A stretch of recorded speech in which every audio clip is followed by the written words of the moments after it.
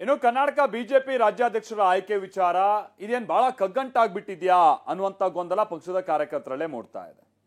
ಯಾಕಂತ ಅಂದ್ರೆ ಒಂದು ಕಡೆ ಆಂತರಿಕವಾದಂತ ಅಸಮಾಧಾನ ಇದೆ, ಮತ್ತೊಂದು ಕಡೆ ಹೈಕಮಾಂಡ್ ನಿಂದ ಕಾದು ನೋಡುವ ತಂತ್ರ ಯಥಾಪ್ರಕಾರವಾಗಿ ಮುಂದುವರಿತಾ ಇದ್ದು ಪಕ್ಷದಲ್ಲಿ ಇನ್ನು ಶಿಸ್ತು ಅಶಿಸ್ತು ಅದು ಯಾವ ಕಡೆಗೆ ಹೋಗ್ತಾ ಇದೆ ಅನ್ನುವಂತ ಗೊಂದಲ ಕಾರ್ಯಕರ್ತರಲ್ಲಿ ಮೂಡ್ತಾ ಇದೆ. ಅಶಿಸ್ತು ಇನ್ನೆಲ್ಲಿಗೆ ಹೋಗುತ್ತೆ ಅಂತ ಹೇಳಿ ಇದೆಲ್ಲದರ ನಡುವೆ ಕುರುಬ ಸಮುದಾಯದ ಮುಖೇನವಾಗಿ ಕೆ.ಎಸ್. ಈಶ್ವರಪ್ಪನವರನ್ನ ಮತ್ತೆ ಬಿಜೆಪಿಗೆ ಸೇರ್ಪಡೆ ಮಾಡಿಸ್ಕೊಳ್ಬೇಕು ಅನ್ನುವಂತ ಒತ್ತಡ ಹಾಕೋ ಕೆಲಸ ಕೂಡ ಜೋರಾಗ್ತಾ ಇದೆ. ಇದರ ನಡುವೆ ಕೆ.ಎಸ್. ಈಶ್ವರಪ್ಪನವರು ನನಗೂ ಕೂಡ ಕಾಂಗ್ರೆಸ್ನಿಂದ ಆಫರ್ ಬಂದಿತ್ತು, ನಾನು ಹೋಗಿರ್ಲಿಲ್ಲ ಅನ್ನೋ ಮಾತನ್ನ ಹೇಳ್ತಾ ಇದ್ದಾರೆ.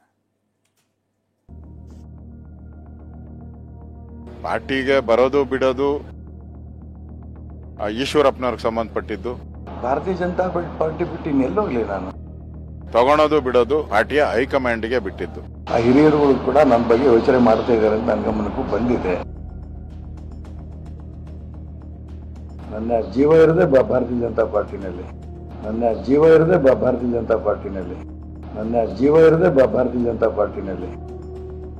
ಸಂಘಟನೆ ಪಕ್ಷ ಸಂಘಟನೆಗೆ ಬಿಜೆಪಿ ಪಣ ತೊಟ್ಟಿದೆ.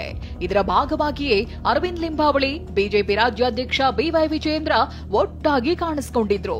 ಈ ನಡುವೆ ಪಕ್ಷದಿಂದ ಹೊರಗುಳಿದಿರೋ ಈಶ್ವರಪ್ಪ ಅವರನ್ನು ಕರೆತರುವ ಕೂಗು ಪಕ್ಷದಲ್ಲಿ ಕೇಳಿ ಬಂದಿದೆ. ಕೆ.ಎಸ್. ಈಶ್ವರಪ್ಪ ಅವರನ್ನ ಪಕ್ಷಕ್ಕೆ ವಾಪಸ್ ಕರೆತರಲು ಒತ್ತಡ. ಕೆ.ಎಸ್. ಈಶ್ವರಪ್ಪ ಅವರನ್ನ ಪಕ್ಷದಿಂದ ಉಚ್ಚಾಟಿಸಲಾಗಿತ್ತು. ಇದೀಗ ಕುರುಬ ಸಮುದಾಯ ಈಶ್ವರಪ್ಪ ಅವರನ್ನ ವಾಪಸ್ ಪಕ್ಷಕ್ಕೆ ಕರೆತರಲು ಯತ್ನಿಸಿದೆ. ನಿನ್ನೆ ಈ ಬಗ್ಗೆ ಬೆಂಗಳೂರಿನ ಖಾಸಗಿ ಹೋಟೆಲ್ನಲ್ಲಿ ಸಭೆ ನಡೆಸಿದ್ದಾರೆ. ಈಶ್ವರಪ್ಪ ಪರವಾಗಿ ಧ್ವನಿ ಎತ್ತಿ ಪಕ್ಷದ ಮೇಲೆ ಒತ್ತಡ ಹೇರಿದ್ದಾರೆ. ಅಷ್ಟಕ್ಕೂ ಹೀಗೆ ದಿಢೀರ್ ಬೆಳವಣಿಗೆ ಆಗುವುದಕ್ಕೆ ಕಾರಣವೊಂದಿದೆ.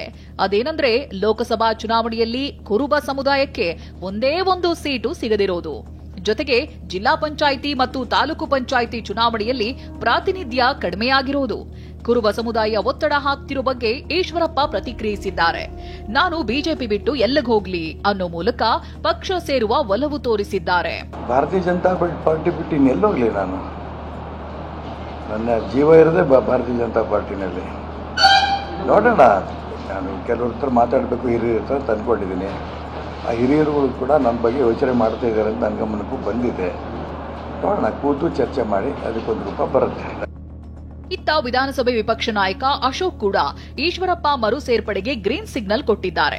ಈಶ್ವರಪ್ಪ ಬರುವುದಕ್ಕೆ ನಮ್ಮ ವಿರೋಧ ಇಲ್ಲ ಅಂತ ಹೇಳಿದ್ದಾರೆ. ಪಾರ್ಟಿಗೆ ಬರೋದು ಬಿಡೋದು ಈಶ್ವರಪ್ಪನವ್ರಿಗೆ ಸಂಬಂಧಪಟ್ಟಿದ್ದು. ತಗೊಳೋದು ಬಿಡೋದು ಪಾರ್ಟಿಯ ಹೈಕಮಾಂಡ್ಗೆ ಬಿಟ್ಟಿದ್ದು. ಅದರಲ್ಲಿ ನಮ್ದೇನು ಅವರು ಬರೋದಕ್ಕೇನು ನಮ್ದೇನು ವಿರೋಧ ಏನಿಲ್ಲ. ಅದರ ತೀರ್ಮಾನ ಮಾಡುವಂಥದ್ದು ಪಾರ್ಟಿಯ ಹೈಕಮಾಂಡ್.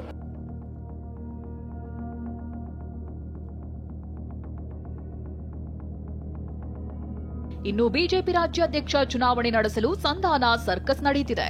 ಹೈಕಮಾಂಡ್ ಕೂಡ ಬಿಜೆಪಿ ರಾಷ್ಟ್ರೀಯ ಅಧ್ಯಕ್ಷರ ಆಯ್ಕೆಗೆ ಡೆಡ್ ಲೈನ್ ಹಾಕಿಕೊಂಡಿದೆ. ಹೀಗಿದ್ರೂ ರಾಜ್ಯ ಬಿಜೆಪಿ ಅಧ್ಯಕ್ಷರ ಚುನಾವಣೆ ಜಟಿಲವಾಗಿದೆ.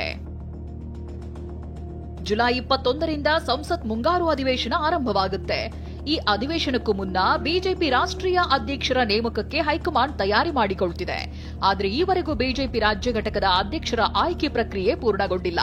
ರಾಷ್ಟ್ರಾಧ್ಯಕ್ಷರ ಆಯ್ಕೆಗೂ ಮುನ್ನ 19 ರಾಜ್ಯಗಳ ಅಧ್ಯಕ್ಷರ ಆಯ್ಕೆಯಾಗಬೇಕು. ಇದುವರೆಗೂ 14 ರಾಜ್ಯಗಳಲ್ಲಿ ಮಾತ್ರ ಚುನಾವಣೆ ಪ್ರಕ್ರಿಯೆ ಮುಗಿದಿದೆ. ಉತ್ತರ ಪ್ರದೇಶ, ಮಧ್ಯಪ್ರದೇಶ, ಗುಜರಾತ್, ತೆಲಂಗಾಣದಲ್ಲಿ ಜುಲೈ 1ರಿಂದ 8ರವರೆಗೆ ರಾಜ್ಯಾಧ್ಯಕ್ಷರ ಆಯ್ಕೆಗೆ ಚುನಾವಣೆ ನಡೆಯಲಿದೆ. ಜುಲೈ 15ರೊಳಗೆ 12 ರಾಜ್ಯಗಳ ಅಧ್ಯಕ್ಷರ ಆಯ್ಕೆ ಪೂರ್ಣಗೊಳಿಸುವ ಗುರಿಯನ್ನ ಬಿಜೆಪಿ ಹೈಕಮಾಂಡ್ ಇಟ್ಟುಕೊಂಡಿದೆ. ಆದರೆ ಕರ್ನಾಟಕ ರಾಜ್ಯಾಧ್ಯಕ್ಷರ ಆಯ್ಕೆಯೇ ಬಿಜೆಪಿಗೆ ಕಗ್ಗಂಟಾಗಿ ಕೂತಿದೆ. ಮುಂದುವರಿಯೋದ ಹೊಸದಾಗಿ ನೇಮಕ ಮಾಡ್ತಾರ. ಅಂತಿಮವಾಗಿ ಆ ಬಾಲ್ ಏನಿದೆ ಅದು ನಮ್ಮ ಹೈಕೋರ್ಟ್, ನಮ್ಮ ಹೈಕಮಾಂಡ್ನ ಕೋರ್ಟ್ನಲ್ಲಿ ಇದೆ. ಅವರು ಏನ್ ತೀರ್ಮಾನ ತಗೊಳ್ತಾರೆ ಅದಕ್ಕೆ ನಾವೆಲ್ಲ ಕೂಡ ಸ್ವಾಗತ ಮಾಡಬೇಕು. ಆಲ್ರೆಡಿ ಅಧ್ಯಕ್ಷರಾಗಿ ಅವ್ರು ನೇಮಿಸಿದ ನಂತರ ಅದರದಂತ ಕಾಲಮಿತಿ ಸಮಯ ಇದೆ. ಆ ಕಾಲಮಿತಿ ಸಮಯ ಇದ್ದಂತ ಟೈಮಲ್ಲಿ ಬಹುಶಃ ಅವ್ರಿಗೆ ಗೊತ್ತಿರೋಂಥ ಪ್ರಕಾರ ಇನ್ನೊಂದು ಒಂದೂವರೆ ವರ್ಷ ಇನ್ನ ಸಮಯ ಇದೆ ಅವರಿಗೆ. ಬೇಕಾದ್ರೆ ಆ ಸಮಯ ಆದ ನಂತರ ಬೇರೆಯವ್ರಿಗೆ ಅವಕಾಶ ಸಿಗಬಹುದೇನೋ. ರಾಜ್ಯಾಧ್ಯಕ್ಷರ ಪಟ್ಟದ ಚರ್ಚೆ ನಡೆಯುತ್ತಿರುವಾಗಲೇ ದಾವಣಗೆರೆ ಮತ್ತು ಬಾಗಲಕೋಟೆ ಜಿಲ್ಲೆಗಳಲ್ಲಿ ಬಣಗಳ ನಡುವಿನ ಸಮಸ್ಯೆ ತೀವ್ರವಾಗಿದೆ. ದಾವಣಗೆರೆಯಲ್ಲಿ 2 ಬಣಗಳ ನಾಯಕರನ್ನ ಒಗ್ಗೂಡಿಸಲು ಹೈಕಮಾಂಡ್ ಚಿಂತನೆ ನಡೆಸಿದೆ. ಕಿರಣ್ ಹನ್ಯಡ್ಕ ಜೊತೆ ಹರೀಶ್, ಟಿವಿ9 ಬೆಂಗಳೂರು.